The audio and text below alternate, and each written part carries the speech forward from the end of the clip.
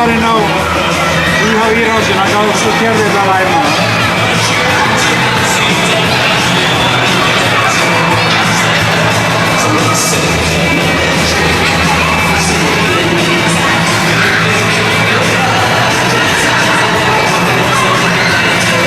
IHÍ-síðuna.